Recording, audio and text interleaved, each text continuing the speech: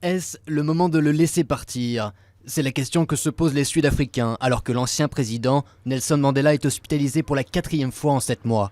Le vieil homme de 94 ans a été hospitalisé d'urgence dans un hôpital de Pretoria samedi très tôt dans la matinée. Il est dans un état grave mais stable, disent les autorités.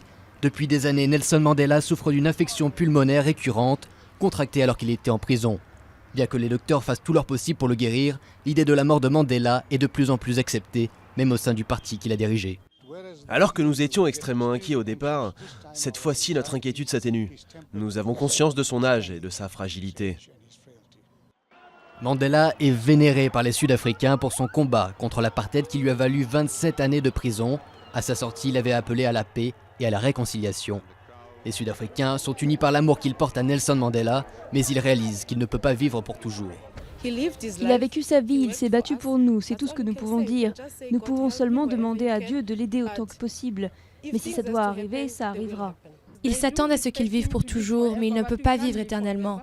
C'est impossible, nous ne pouvons pas vivre indéfiniment. L'Afrique du Sud ne risque pas de s'effondrer sans Nelson Mandela. Tata Madiba, comme il est affectueusement surnommé, n'a pas joué un rôle actif dans la politique depuis la fin de sa présidence en 1999.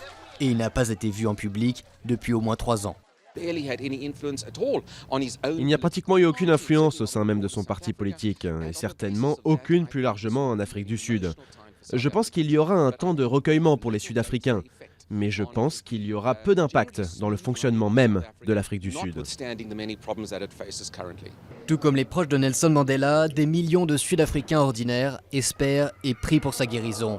Mais au fond de soi, chacun sait que le père de la nation approche désormais la fin de sa vie.